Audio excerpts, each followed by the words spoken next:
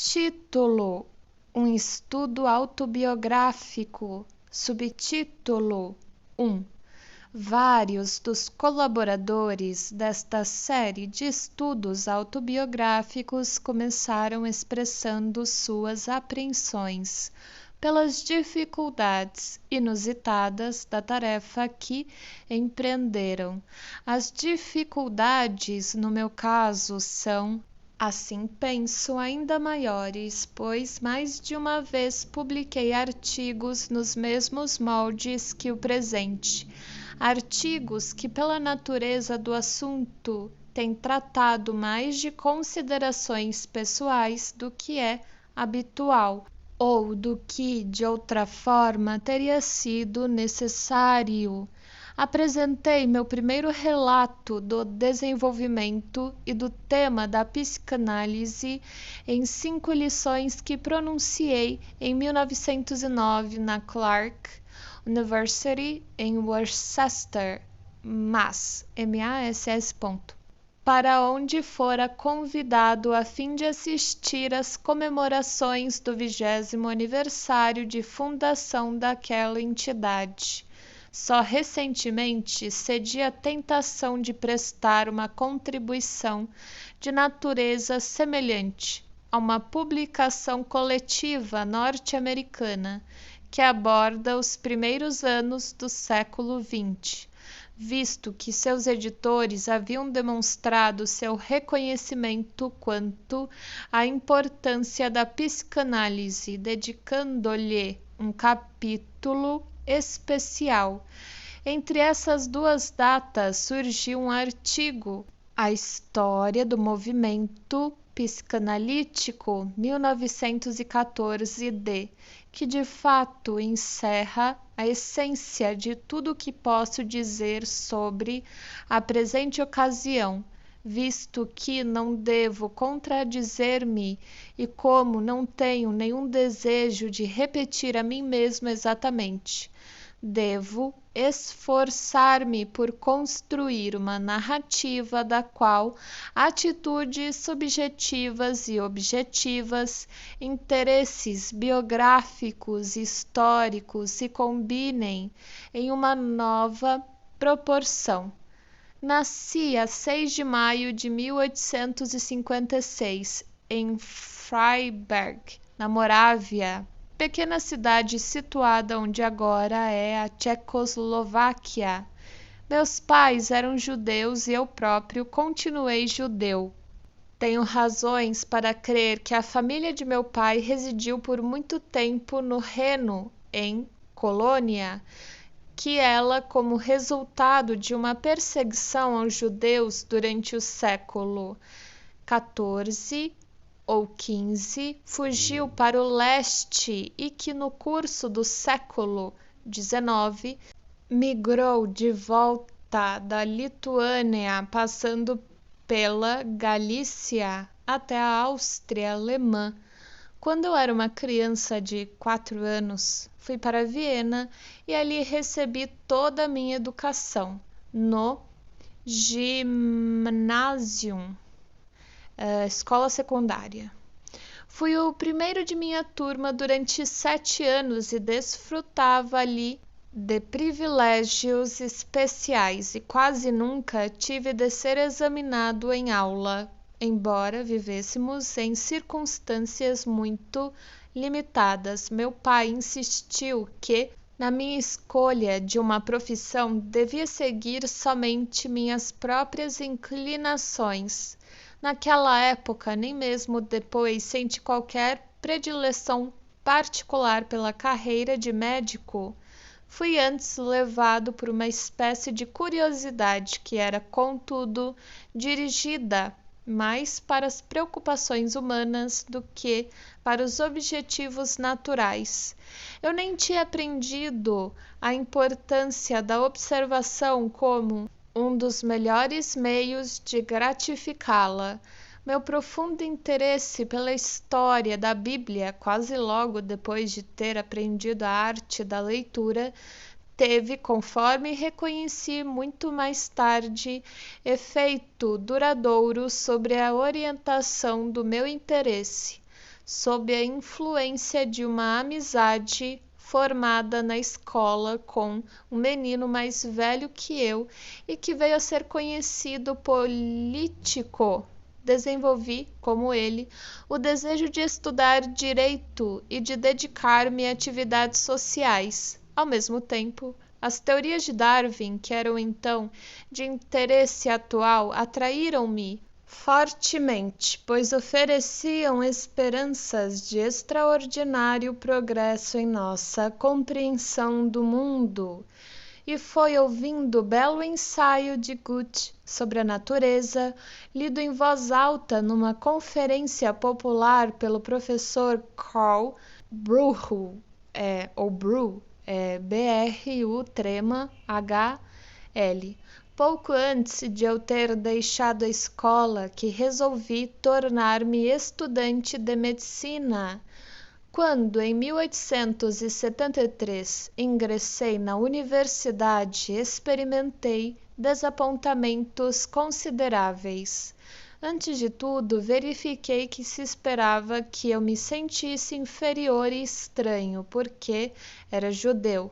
Recusei-me de maneira absoluta a fazer a primeira dessas coisas. Jamais fui capaz de compreender porque devo sentir-me envergonhado de minha ascendência, ou, como as pessoas começavam a dizer, de minha raça.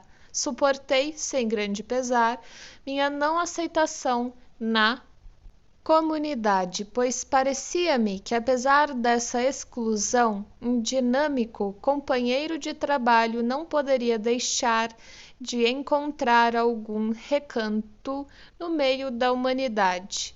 Essas primeiras impressões na universidade, contudo, tiveram uma consequência que depois viria a ser importante, porquanto, numa idade prematura, familiarizei-me com o destino de estar na oposição e de ser posto sob a anátema da maioria compacta. Estavam assim lançados os fundamentos para um certo grau de independência de julgamento. Fui compelido, além disso, durante meus primeiros anos de universidade, a fazer a descoberta de que as peculiaridades e limitações de meus dons me negavam todo sucesso em muitos dos campos da ciência nos quais minha jovem ansiedade me fizera mergulhar. Assim aprendi a verdade da advertência de Mefistófeles, ou mais conhecido como Mefisto. Vergebens da sich Hingsun wissenschaftlich schweift, en jeder lernte nur was lernen kann. Por fim, no laboratório de fisiologia de Ernest Bruch, encontrei tranquilidade e satisfação plena, e também homens que pude respeitar e tomar como meus modelos, o próprio grande Bruch e seus assistentes, Sigmund Exner e Ernst Fleischl von Marxloh, com o segundo, um homem brilhante. Tive o privilégio de manter relações de amizade. Bruch confiou-me um problema para solucionar na histologia do sistema nervoso. Consegui resolvê-lo para sua satisfação e levar o trabalho mais adiante por conta própria. Trabalhei nesse instituto com breves interrupções de 1876 a 1882, e geralmente se julgava que eu estava destinado a preencher a vaga de professor assistente que viesse a ocorrer ali. Os vários ramos da medicina propriamente dita, afora a psiquiatria, não exerciam qualquer atração sobre mim. Eu era realmente negligente em meus estudos médicos e somente em 1881, tanto tardiamente, recebi o grau de doutor em medicina. O momento decisivo ocorreu em 1882, quando meu professor, por quem sentia mais alta estima, corrigiu a imprevidência generosa de meu pai, aconselhando-me vivamente, em vista de minha precária situação financeira, a abandonar minha carreira teórica. Segui seu conselho, abandonei o laboratório de fisiologia e ingressei no Hospital Geral como aspirante, ou seja, assistente clínico. Logo depois, fui promovido a secundaratzi, médico estagiário ou interno, e trabalhei em vários departamentos do hospital, entre outros, por mais de 6 meses sob a orientação de Meinert, cujo trabalho e personalidade muito me havia impressionado quando eu ainda era estudante. Num certo sentido, não obstante, permaneci fiel à linha de trabalho na qual originalmente me iniciara. O assunto que Brooke propusera para minhas pesquisas fora a medula espinhal de um dos peixes mais inferiores, Amnoscoetes petromyzon, e prossegui então até o sistema nervoso central. Justamente nessa época, as descobertas de Flechsig sobre a não simultaneidade da formação das bainhas de mielina lançavam luz reveladora sobre o curso intricado de seus tratos. O fato de eu ter começado por escolher as medulas oblongas como assunto único e exclusivo do meu trabalho foi outro sinal da continuidade de meu desenvolvimento.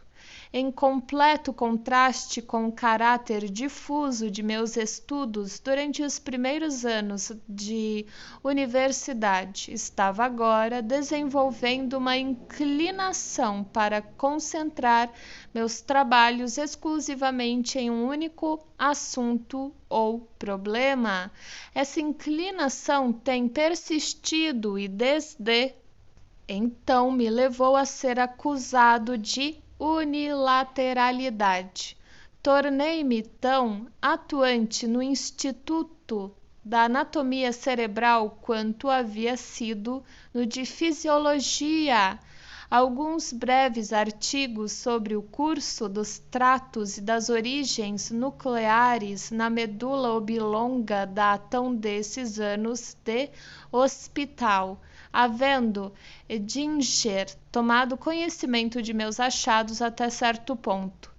Um belo dia, Meinert, que me dera acesso ao laboratório, mesmo durante as ocasiões em que eu, na realidade, não trabalhava sob sua orientação, propôs que eu devia dedicar-me inteiramente à anatomia do cérebro e prometeu passar-me suas atividades como conferencista, visto sentir-se velho demais para lidar com os métodos mais novos. Declinei dessa oferta, alarmado com a magnitude da tarefa.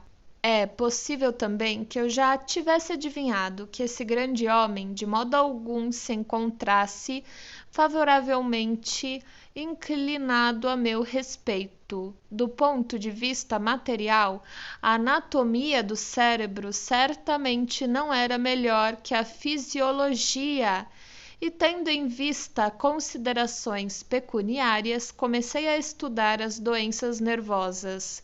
Havia naquela época, em Viena, poucos especialistas nesse ramo de medicina.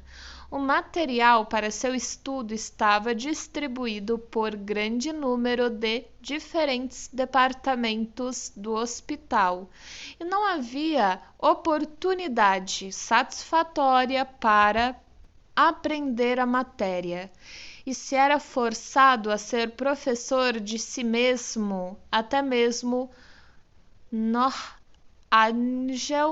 que fora nomeado pouco tempo antes por causa do seu livro sobre localização cerebral, não isolou a neuropatologia das outras subdivisões da medicina. À distância brilhava o grande nome de Charcot. Assim, formei um plano de, em primeiro lugar, obter uma designação como conferencista universitário, docente, sobre doenças nervosas em Viena. Então dirigi-me a Paris para continuar meus estudos.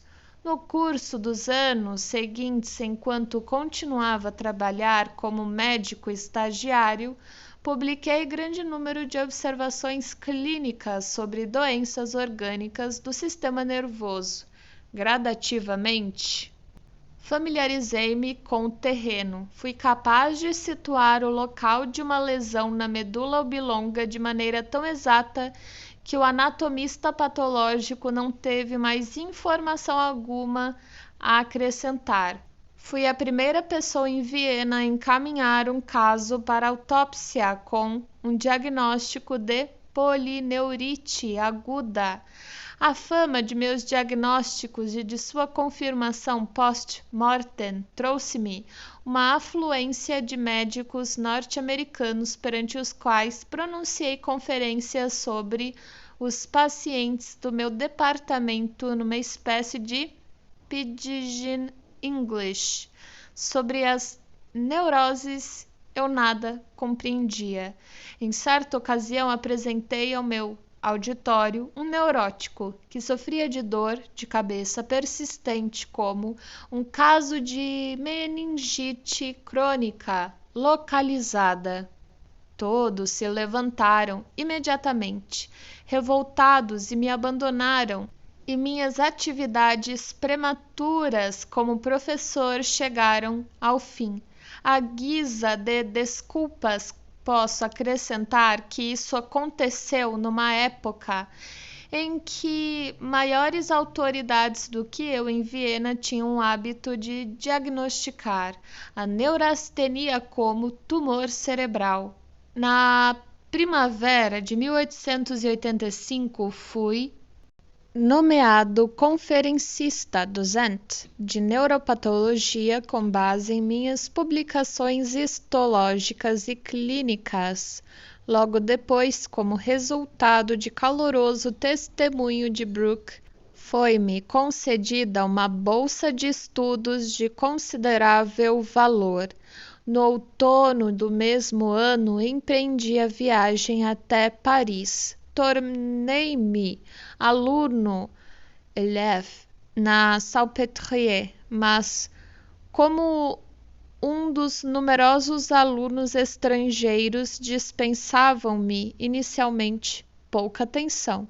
Certo dia ouvi Charcot externar o pesar de que desde a guerra não tinha tido mais notícias do tradutor alemão de suas conferências. Prosseguiu dizendo que ficaria satisfeito se alguém se encarregasse de verter o novo volume de suas conferências para o alemão. Escrevi-lhe oferecendo meus préstimos. Ainda me recordo de uma frase da carta, no sentido de que eu sofria apenas de afasie motriz e não de afasie sensorielle do francês. Charcot aceitou a oferta. Fui admitido no círculo de seus conhecidos pessoais e, a partir dessa época, tomei parte integral em tudo o que se passava na clínica. No momento em que escrevo estas linhas, grande número de trabalhos e artigos de jornais me chegam na França, dando provas de violenta objeção à aceitação da psicanálise e fazendo frequentemente as asserções mais inexatas no tocante a minhas relações com a escola francesa. Li, por exemplo, que fiz uso de minha visita a Paris para familiarizar-me com as teorias de Pierre Janet, e então fugir com o tesouro. Gostaria, portanto, de dizer explicitamente que durante toda a minha estada na Salpêtrière, o nome de Janet nem sequer foi mencionado. O que mais me impressionou enquanto privei com Charcot foram suas últimas investigações acerca da histeria, algumas delas levadas a efeito sob meus próprios olhos. Ele provara, por exemplo, a autenticidade das manifestações histéricas e de sua obediência a leis. Introite et equidi sunt. A ocorrência frequente de histeria em homens, a produção de paralisias e contraturas histéricas por sugestão hipnótica e o fato de que tais produtos artificiais revelam, até em seus menores detalhes, as mesmas características que os acessos espontâneos, que eram muitas vezes provocados traumaticamente. Muitas das demonstrações de Charcot começaram por provocar em mim e em outros visitantes um sentimento de assombro e uma inclinação para o ceticismo que tentávamos justificar recorrendo a uma das teorias do dia. Ele se mostrava sempre amistoso e paciente ao lidar com tais dúvidas, mas era também muito resoluto. Foi numa dessas discussões que, falando de teoria, ele observou: "Ça n'empêche pas d'exister", um mote que deixou indelével marca em meu espírito. Sem dúvida, nem tudo que Charcot nos ensinou daquela época é válido hoje. Parte se tornou duvidoso, parte deixou definitivamente de resistir ao teste do tempo, mas sobrou muita coisa que encontrou lugar permanente no acervo da ciência. Antes de partir de Paris, examinei com o grande homem um plano para um estudo comparativo das paralisias histéricas e orgânicas. Desejava estabelecer a tese de que, na histeria, as paralisias e anestesias das várias partes do corpo se acham demarcadas de acordo com a ideia popular dos seus limites e não em conformidade com fatos anatômicos. Ele concordou com esse ponto de vista, mas foi fácil ver que na realidade não teve qualquer interesse especial em penetrar mais profundamente na psicologia das neuroses. Quando tudo já havia sido dito e feito, foi a partir da anatomia patológica que seu trabalho havia começado. Antes de retornar a Viena, passei algumas semanas em Berlim, a fim de adquirir um pouco de conhecimento sobre os distúrbios gerais da infância Kasuitz, que estava à frente de um instituto público de Viena para tratamento de doenças infantis. Prometeram encarregar-me de um departamento para doenças nervosas de crianças. Em Berlim, recebi assistência e uma amistosa recepção de Baginski. No curso dos poucos anos seguintes, publiquei do Instituto Kasuitz várias monografias de considerável vulto sobre paralisias cerebrais unilaterais e bilaterais em crianças, e por esse motivo, numa data ulterior, em 1897, Nagel me fez responsável pelo tratamento do mesmo assunto em seu grande Handbuch der Allgemeinen und Speziellen Therapie. No outono de 1886, fixei-me em Viena como médico e casei-me com a moça que ficara à minha espera numa distante cidade há mais de 4 anos. Posso agora retornar um pouco ao passado e explicar como foi a culpa de minha fiancée por eu ainda não ser famoso naquela jovem idade.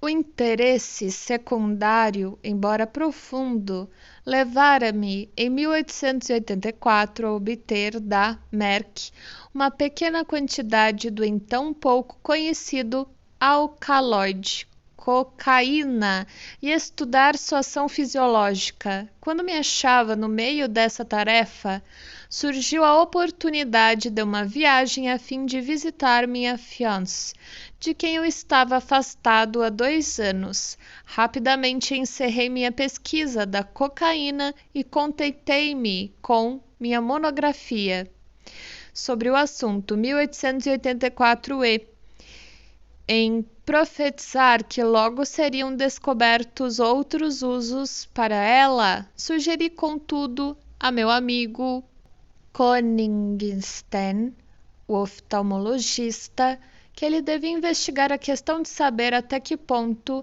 as propriedades anestesiantes da cocaína eram aplicáveis em doenças dos olhos. Quando voltei de minhas férias, verifiquei que não fora ele, mas outro dos meus amigos, Carl Kohler, então em Nova York, com o qual eu também falara sobre a cocaína, quem fizera os experimentos decisivos em olhos de animais e o demonstrara no Congresso Oftalmológico de Heidelberg. Kohler, portanto, é considerado com justiça o descobridor da anestesia local pela cocaína, que se tornou tão importante na cirurgia secundária, mas não guardo nenhum rancor de minha fiancée pela interrupção. Voltarei agora ao ano de 1886, época em que me estabeleci em Viena como especialista em doenças nervosas. Cabia-me apresentar um relatório perante a Gesellschaft der Eisert, Sociedade de Medicina, sobre o que vira e aprendera com Charcot. Tive, porém, má recepção. Pessoas de autoridade como o presidente Bamberger, o médico, declararam que o que eu disse era inacreditável. Meinert desafiou-me a encontrar alguns casos em Viena semelhantes àqueles que eu descrevera e a apresentá-los perante a sociedade. Tentei fazê-lo, mas os médicos mais antigos em cujos departamentos encontrei casos dessa natureza recusaram-se a permitir-me observá-los ou a trabalhar neles. Um deles, velho cirurgião, na realidade rompeu com a exclamação: "Mas, meu caro senhor, como pode dizer tal tolice? Hysteron significa o útero, assim como pode um homem ser histérico?" Objetei em vão que o que desejava não era ter meu diagnóstico aprovado, mas ter o caso posto à minha disposição. Por fim, fora do hospital, deparei-me com um caso de hemianestesia histérica clássica em um homem e demonstrei-o perante a Gesellschaft der Eisert, 1886. Dessa vez, fui aplaudido, mas não adquiriram mais interesse por mim. A impressão de que as altas autoridades haviam rejeitado minhas inovações permaneceu inabalável, e com minha histeria em homem e minha produção de paralisias histéricas por sugestão, vi-me forçado a ingressar na oposição. Como logo depois fui excluído do laboratório de anatomia cerebral e como durante intermináveis trimestres não tive onde pronunciar minhas conferências, afastei-me da vida acadêmica e deixei de frequentar as sociedades eruditas. Faz uma geração inteira desde que visitei a Gesellschaft der Aesert. Qualquer um que deseje ganhar para subsistência com o tratamento de pacientes nervosos deve claramente ser capaz de fazer algo para ajudá-los. Meu arsenal terapêutico continha apenas duas armas: a eletroterapia e o hipnotismo. Receitar uma visita a um estabelecimento hidropático após uma única consulta era uma fonte insuficiente de renda. Meu conhecimento de eletroterapia provinha do Manual D. W. Erbe, 1882, o qual proporcionava instruções detalhadas para o tratamento de todos os sintomas de doenças nervosas. Infelizmente, logo fui impelido a ver que seguir essas instruções não era absolutamente de qualquer valia e que o que eu tomara por um compêndio de observações exatas era meramente a construção de fantasia. Foi penosa a compreensão de que a obra do maior nome da neuropatologia alemã não tinha maior relação com a realidade do que um livro de sonhos egípcio vendido em livrarias baratas, mas ajudou-me a livrar-me de outro fragmento de inocente fé na autoridade da qual eu ainda não estava livre. Assim, pus de lado meu aparelho elétrico mesmo antes de Moebius haver salvo a situação, explicando que os êxitos no tratamento elétrico em distúrbios nervosos, até onde havia algum, era o efeito de sugestão por parte do médico. Com o hipnotismo o caso foi melhor. Enquanto ainda estudante, assisti a uma exibição pública apresentada por Hansen, o magnetista, e notara que um dos pacientes em que se fizera experiência se tornara mortalmente pálido no início da rigidez cataléptica, e assim havia permanecido enquanto aquela condição havia durado. Isso me convenceu firmemente da autenticidade dos fenômenos da hipnose. Apoio científico foi logo depois dado a esse ponto de vista por Heidenreich, mas não impediu os professores de psiquiatria de declararem por muito tempo que o hipnotismo era não somente fraudulento, como também perigoso, e de considerarem os hipnotizadores com desprezo. Em Paris, vira o hipnotismo usado livremente como um método para produzir sintomas em pacientes, então removendo-os novamente. E agora nos chegava a notícia de que surgira uma escola em Nancy que fazia uso extenso e marcantemente bem-sucedido da sugestão, com ou sem hipnotismo para fins terapêuticos.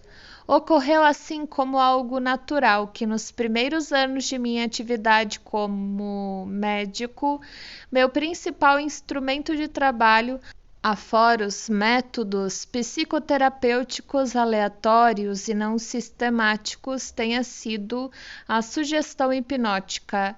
Isso implicou naturalmente em eu ter abandonado o tratamento de doenças nervosas orgânicas, mas isso foi de pequena importância, pois, por um lado, as perspectivas no tratamento de tais desordens em nenhum caso jamais eram promissoras, enquanto que, por outro lado, na clínica particular de um médico exercendo suas atividades numa grande cidade, a quantidade de tais pacientes era nada em comparação com as multidões de neuróticos, cujo número parecia ainda maior pelo modo como eles corriam com seus males não solucionados de um médico a outro.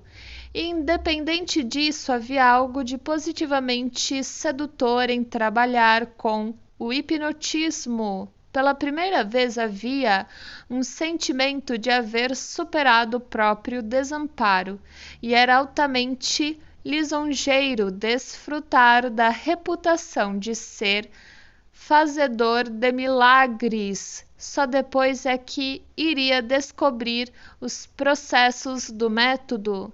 No momento, havia apenas 2 pontos passíveis de queixa. Em primeiro lugar, que eu não era capaz de hipnotizar todos os pacientes, e em segundo, que fui incapaz de pôr os pacientes individuais num estado tão profundo de hipnose como teria desejado. Com a ideia de aperfeiçoar minha técnica hipnótica, empreendi uma viagem a Nancy no verão de 1889 e passei ali várias semanas. Testemunhei o comovente espetáculo do velho Liebelt, trabalhando entre as mulheres e crianças pobres das classes trabalhadoras. Eu era um espectador dos assombrosos experimentos de Bernheim em seus pacientes do hospital e tive a mais profunda impressão da possibilidade de que poderia haver poderosos processos mentais que não bastante permaneciam escondidos da consciência dos homens. Pensando que seria instrutivo, persuadi uma de minhas pacientes a acompanhar-me até Nancy. Essa paciente era uma histérica altamente dotada, uma mulher bem-nascida, que me fora confiada porque ninguém sabia o que fazer com ela.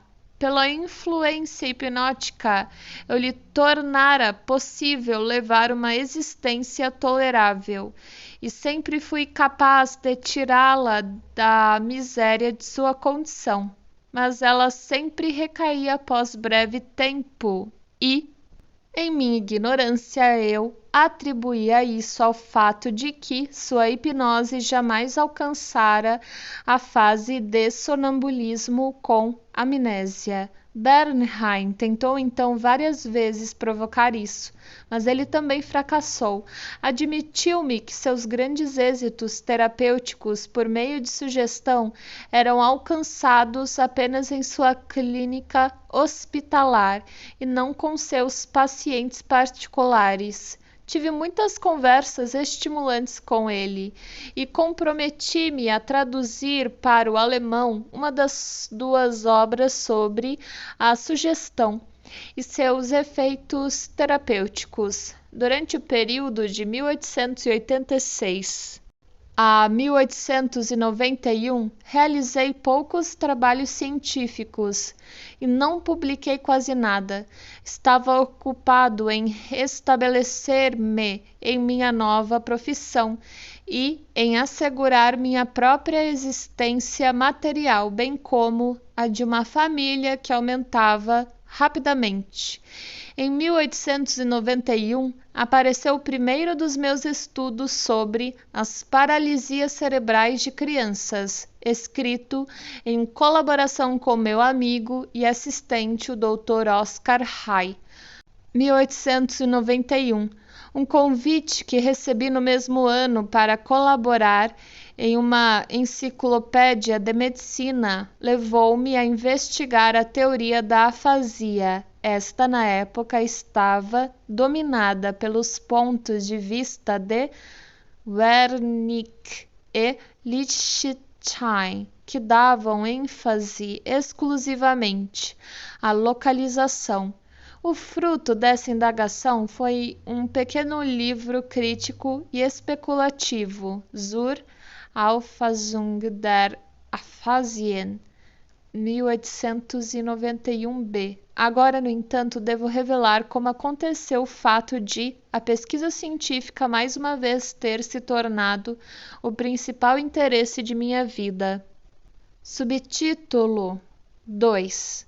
Devo complementar o que acabo de dizer, explicando que, bem desde o início, fiz uso da hipnose de outra maneira.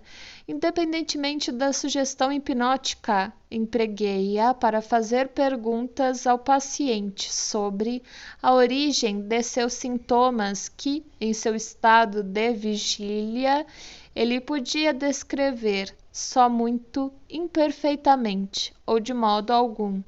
Não somente esse método pareceu mais eficaz do que meras ordens ou proibições sugestivas, como também satisfazia a curiosidade do médico, que afinal de contas tinha o direito de aprender algo sobre a origem da manifestação que ele vinha lutando para eliminar pelo processo monótono da sugestão.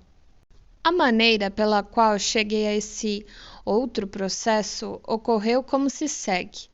Enquanto ainda trabalhava no laboratório de Bruck, eu travara conhecimento com o Dr. Joseph Breuer, que era um dos médicos de família mais respeitados de Viena, mas que também possuía um passado científico, visto que produzira vários trabalhos de valor permanente sobre a fisiologia da respiração e sobre o órgão do equilíbrio. Era um homem de notável inteligência e 14 anos mais velho que eu. Nossas relações logo se tornaram mais estreitas e ele se tornou meu amigo, ajudando-me em minhas difíceis circunstâncias. Adquirimos o hábito de partilhar todos os nossos interesses científicos. Nessa relação, só eu, naturalmente, tive a ganhar. O desenvolvimento da psicanálise depois veio a custar-me sua amizade. Não me foi fácil pagar tal preço, mas não pude fugir a isso. Mesmo antes de dirigir-me a Paris, Breuer me havia falado sobre um caso de histeria que, entre 1880 e 1882, ele havia tratado de maneira peculiar, o que lhe permitira penetrar profundamente na acusação e no significado dos sintomas histéricos. Isso, portanto, ocorreu numa época em que os trabalhos de Genet ainda pertenciam ao futuro. Ele por várias vezes me leu trechos da história clínica e tive a impressão de que isto contribuía mais no sentido de uma compreensão das neuroses do que qualquer observação prévia. Tomei a determinação de informar Charcot a respeito dessas descobertas quando cheguei a Paris, e na realidade o fiz, mas o grande homem não teve qualquer interesse pelo meu primeiro esboço do assunto, de modo que nunca mais voltei ao mesmo e deixei que fugisse de minha mente. Quando, do meu retorno a Viena, recorri mais uma vez à observação de Breuer e fiz com que ele me contasse mais alguma coisa sobre o caso. A paciente tinha sido uma jovem de educação e dons incomuns, que adoecera enquanto cuidava do pai, pelo qual era devotadamente afeiçoada. Quando Breuer se encarregou do caso, este apresentou um quadro variado de paralisias com contraturas, inibições e estados de confusão mental. Uma observação fortuita revelou ao médico da paciente que ela podia ser aliviada desses estados nebulosos de consciência se fosse induzida a expressar em palavras a fantasia emotiva pela qual se achava no momento dominada. A partir dessa descoberta, Breuer chegou a um novo método de tratamento. Ele a levava a uma hipnose profunda e fazia dizer-lhe de cada vez o que era que lhe oprimira a mente. Depois de os ataques de confusão depressiva terem sido separados dessa forma, empregou o mesmo processo para eliminar suas inibições e distúrbios físicos. Em seu estado de vigília, a moça não podia descrever mais do que outros pacientes como seus sintomas haviam surgido, assim como não podia descobrir ligação alguma entre eles e quaisquer experiências de sua vida. Na hipnose, ela de pronto descobria a ligação que faltava. Aconteceu que todos os seus sintomas voltavam a fatos comovedores que experimentara enquanto cuidava do pai, isto é, seus sintomas tinham um significado e eram resíduos ou reminiscências daquelas situações emocionais. Verificou-se na maioria dos casos que tinha havido algum pensamento ou impulso que ela tivera de suprimir enquanto se encontrava cabeceira de enfermo, e que em lugar dele, como substituto do mesmo, surgira depois o sintoma. Mas, em geral, o sintoma não era o precipitado de uma única cena traumática dessa natureza, mas o resultado de uma soma de grande número de situações semelhantes. Quando a paciente se recordava de uma situação dessa espécie de forma alucinatória sob a hipnose e levava até sua conclusão com uma expressão livre de emoção, o ato mental que ela havia originalmente suprimido, o sintoma era eliminado e não voltava. Por esse processo, Breuer conseguiu, após longos e penosos esforços, aliviar a paciente de seus sintomas. A paciente se recuperara e continuara bem e, de fato, tornara-se capaz de executar trabalhos de importância. Mas, na fase final desse tratamento hipnótico, permaneceu um véu de obscuridade que Breuer jamais levantou para mim e que não pude compreender porque mantivera por tanto tempo em segredo, o que me parecia uma descoberta inestimável, em vez de com ela tornar a ciência mais rica. A questão imediata, contudo, é se era possível generalizar a partir do que ele encontrara em um caso isolado. O estado de coisas que ele descobrira pareceu-me ser de natureza tão fundamental que não pude crer que pudesse deixar de estar presente em qualquer caso de histeria, caso se tivesse provado ter ele ocorrido num caso isolado. Mas a dúvida só podia ser resolvida pela experiência. Comecei então a repetir as pesquisas de Breuer com meus próprios pacientes e, afinal, especialmente depois que minha visita a Bernheim em 1889 me havia ensinado as limitações da sugestão hipnótica, não trabalhei em outra coisa. Após observar durante vários anos que seus achados eram invariavelmente confirmados em cada caso de histeria acessível a tal tratamento, e depois de haver acumulado considerável quantidade de material sob a forma de observações análogas às dele, propus-lhe que devíamos lançar uma publicação conjunta. De início, ele objetou com veemência, mas, por fim, cedeu. especialmente tendo em vista que, nesse meio tempo, as obras de Genet haviam previsto alguns dos seus resultados, tais como o rastreamento de sintomas histéricos em fatos da vida do paciente e sua eliminação por meio da reprodução hipnótica in statu nascendi. Em 1893, lançamos uma comunicação preliminar sobre o mecanismo psíquico dos fenômenos histéricos. E, em 1895, seguiu-se nosso livro Estudo sobre a Histeria.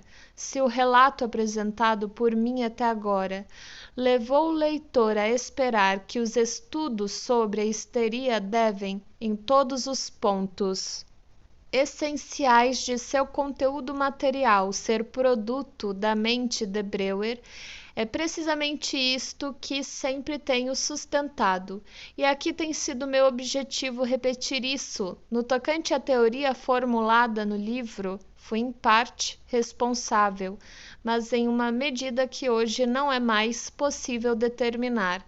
Essa teoria foi de qualquer maneira despretensiosa e quase não ultrapassou a descrição direta das observações. Não procurou estabelecer a natureza da histeria, mas apenas lançar luz sobre a origem de seus sintomas. Assim, dava ênfase à significação da vida, das emoções e à importância de estabelecer distinção entre os atos mentais inconscientes e os conscientes, ou antes capazes de ser conscientes.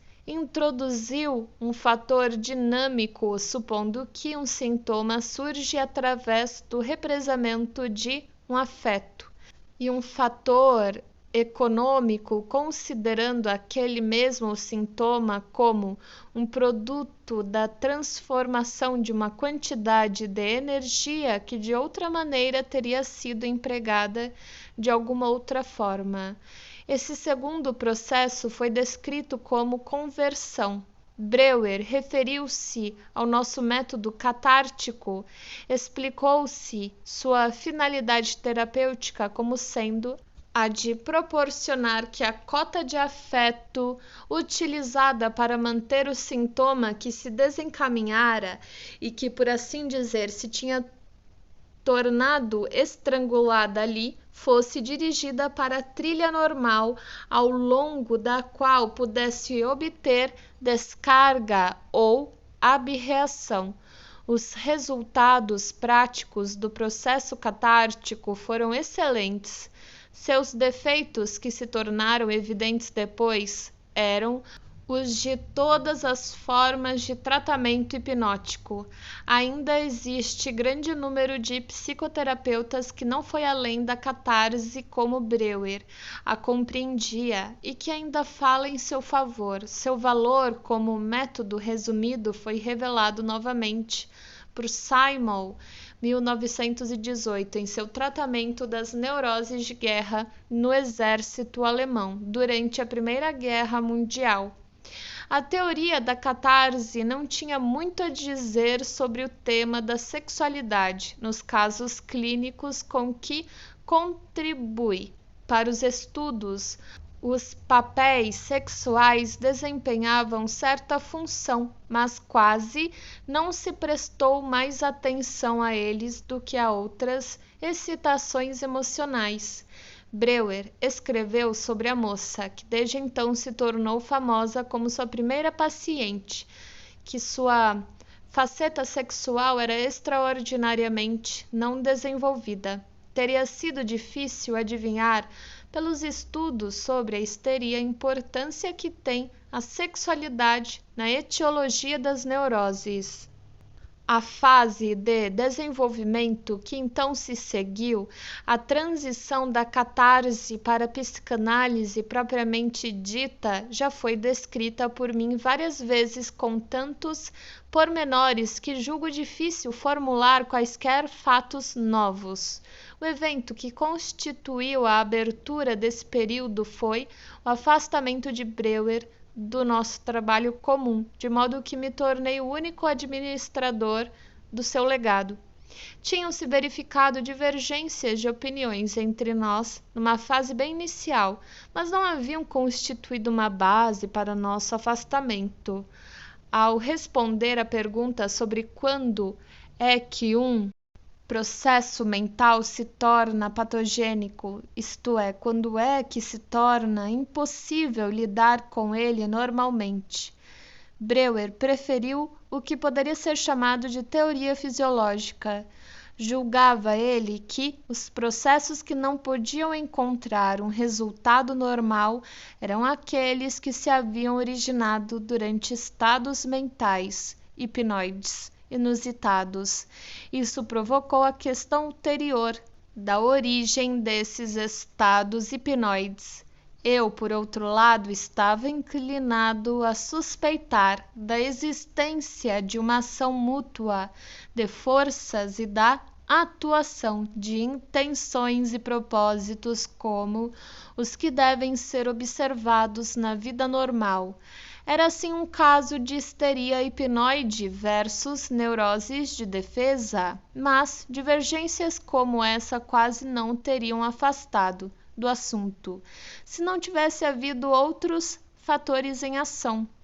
Um desses foi, indubitavelmente, que seu trabalho como clínico e médico de família tomava grande parte de seu tempo, e ele não podia, como eu, devotar todas as suas forças ao trabalho da catarse.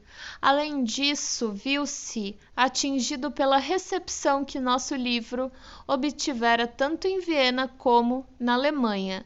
Sua autoconfiança e poderes de resistência não estavam desenvolvidos tão plenamente quanto o resto de sua organização mental. Quando, por exemplo, os estudos foram alvo do mau acolhimento por parte de Strampel, fui capaz de rir pela falta de compreensão que sua crítica demonstrava, mas Breuer sentiu-se magoado e tornou-se desencorajado. Mas o que contribuiu principalmente para sua decisão foi que meu próprio trabalho ulterior conduzia a uma direção com a qual ele achava impossível reconciliar-se. A teoria que havíamos tentado construir nos estudos continuou, como já disse, muito incompleta. Em particular, quase não tínhamos tocado no problema da etiologia, na questão do terreno, onde o processo patogênico lança raízes. Aprendi então por experiência própria, a qual aumentava rapidamente, que não era qualquer espécie de excitação emocional que estava em ação por trás dos fenômenos da neurose, mas, habitualmente, uma excitação de natureza sexual, quer fosse um conflito sexual comum, quer o efeito de experiências sexuais anteriores. Eu não estava preparado para essa conclusão e minhas expectativas não desempenharam papel algum nela, pois eu havia começado minha investigação de neuróticos de maneira bem insuspeitável. Enquanto escrevia a história do movimento psicanalítico em 1914, vinham-me à mente algumas observações que me tinham sido feitas por Breuer, Charcot e Krobach, as quais poderiam ter me conduzido mais cedo a essa descoberta. Mas na ocasião em que as ouvi, não compreendi o que essas autoridades queriam dizer. Na realidade, haviam-me dito mais do que elas próprias sabiam ou estavam preparadas para defender. O que ouvi delas permaneceu em estado latente, e inativo dentro de mim, até que a oportunidade de meus experimentos catárticos o trouxe à luz como uma descoberta aparentemente original. Também não estava cônscio de que, ao derivar a histeria da sexualidade, eu estava voltado aos próprios inícios da medicina e acompanhando um pensamento de Platão. Só depois é que vim a saber disso por um ensaio de Havelock Ellis. Sob a influência de minha surpreendente descoberta, dei então um passo importante. Fui além do domínio da histeria e comecei a investigar a vida sexual dos chamados neurastênicos, que costumavam visitar-me em grande número durante minhas horas de consulta. Essa experiência custou-me, é verdade, minha popularidade como médico, mas trouxe-me convicções que hoje em dia, quase 30 anos depois, não perderam nada de sua força. Havia muitos equívocos e mistérios a serem superados, mas, uma vez isso feito, veio a ocorrer que, em todos esses pacientes graves, irregularidades da função sexual se encontravam presentes. Considerando quão extremamente difundidas se acham, por um lado, essas irregularidades e, por outro, a neurastenia, uma frequente coincidência entre as duas não teria comprovado grande coisa.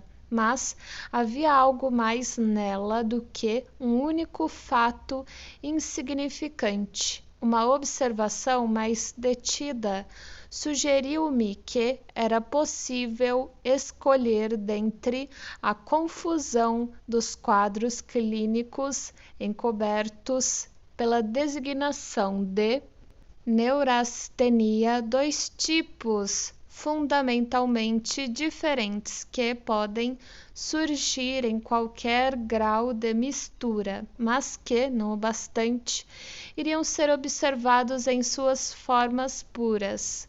Em um dos tipos, a manifestação central era o ataque de ansiedade com seus equivalentes, formas rudimentares e sintomas substitutivos crônicos.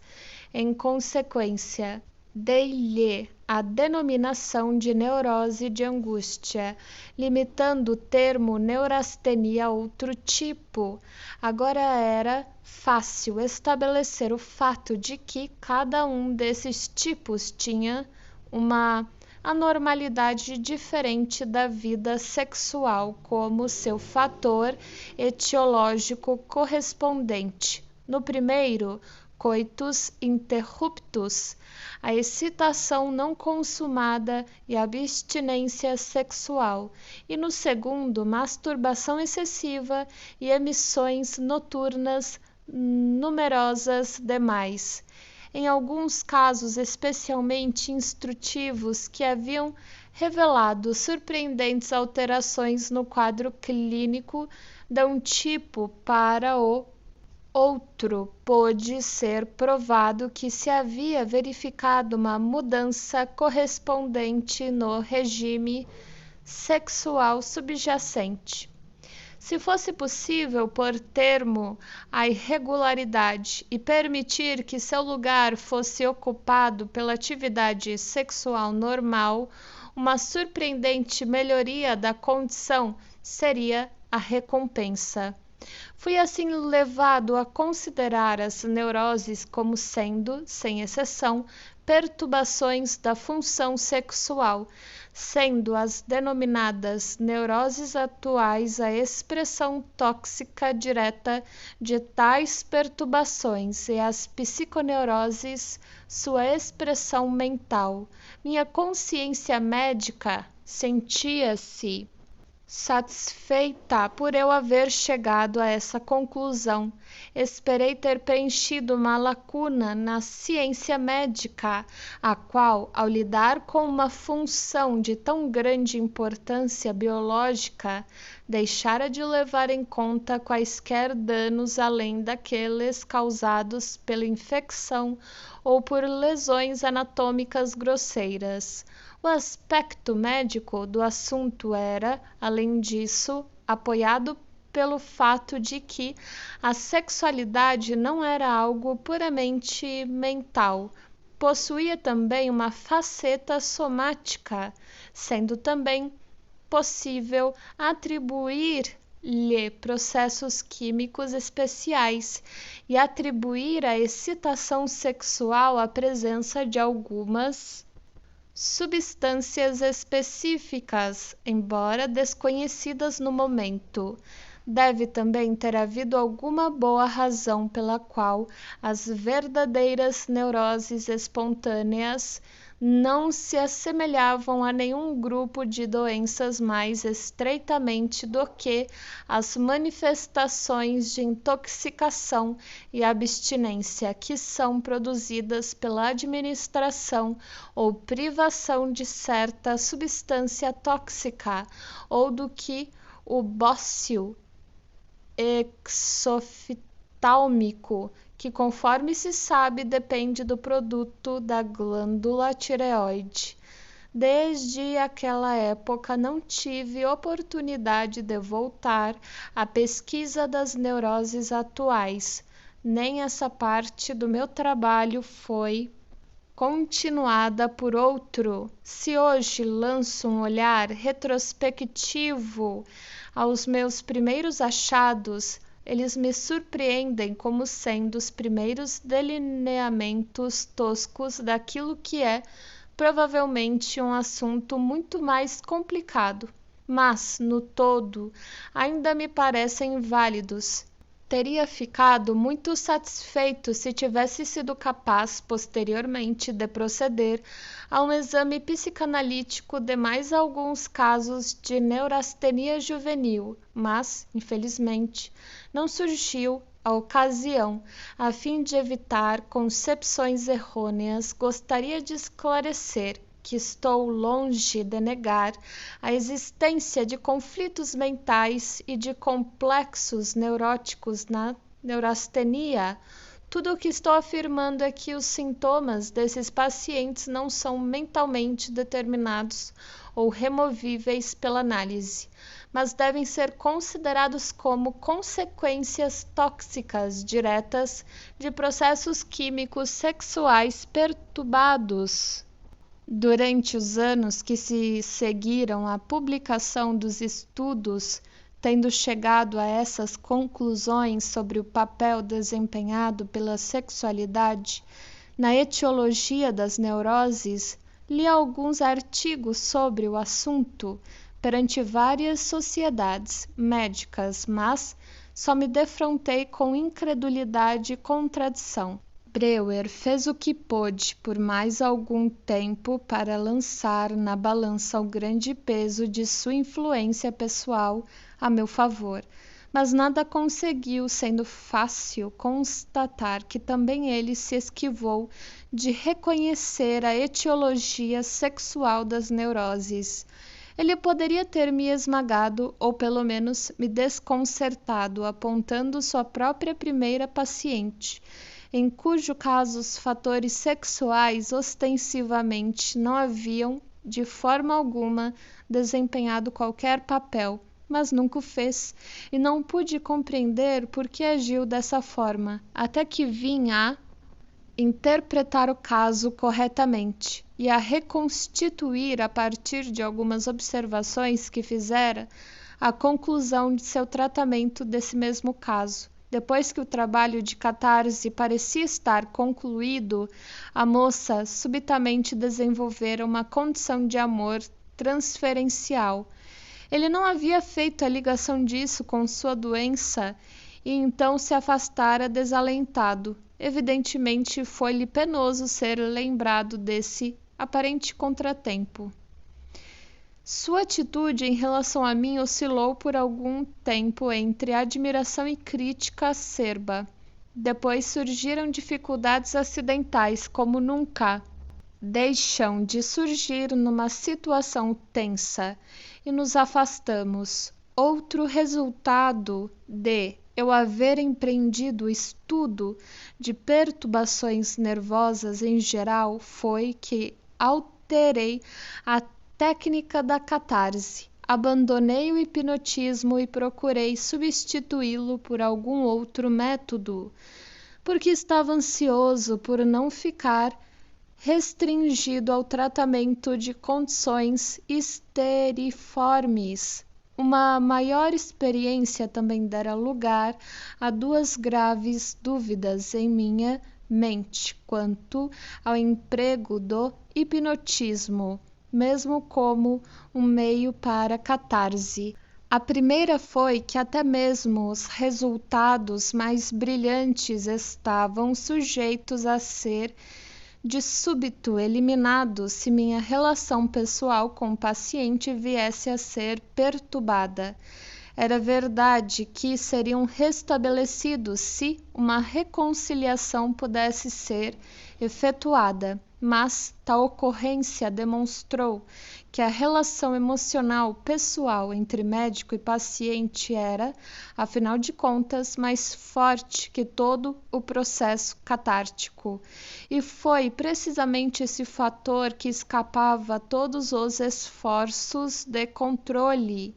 E certo dia tive a experiência que me indicou, sob a luz mais crua, o que eu, há muito, tinha suspeitado. Essa experiência ocorreu com uma de minhas pacientes mais dóceis, com a qual o hipnotismo me permitia obter os resultados mais maravilhosos e com quem estava comprometido a minorar os sofrimentos, fazendo remontar seus ataques de dor às suas origens. Certa ocasião, ao despertar, lançou os braços em torno do meu pescoço.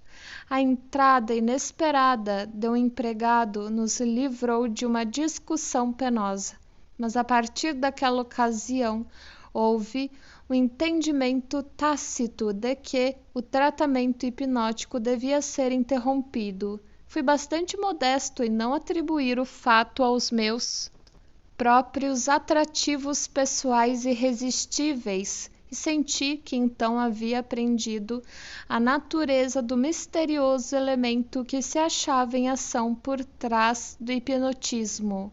A fim de excluí-lo ou de qualquer maneira isolá-lo, foi necessário abandonar o hipnotismo. Mas o hipnotismo fora de imensa ajuda no tratamento catártico, ampliando o campo de consciência da paciente, pondo ao seu alcance conhecimentos que não possuía em sua vida de vigília. Não pareceu ser tarefa fácil encontrar um substituto para os mesmos. Enquanto me encontrava nesse estado de perplexidade, veio em meu auxílio a lembrança de uma experiência que muitas vezes testemunhei quando estava com Bernheim.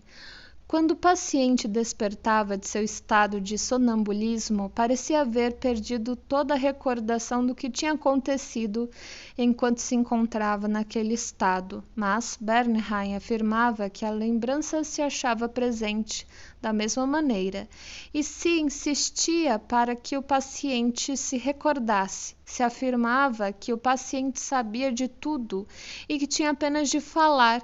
E se, ao mesmo tempo, punha a mão na testa do paciente, então as lembranças esquecidas de fato voltavam de início, de forma hesitante, mas finalmente numa torrente e com clareza completa.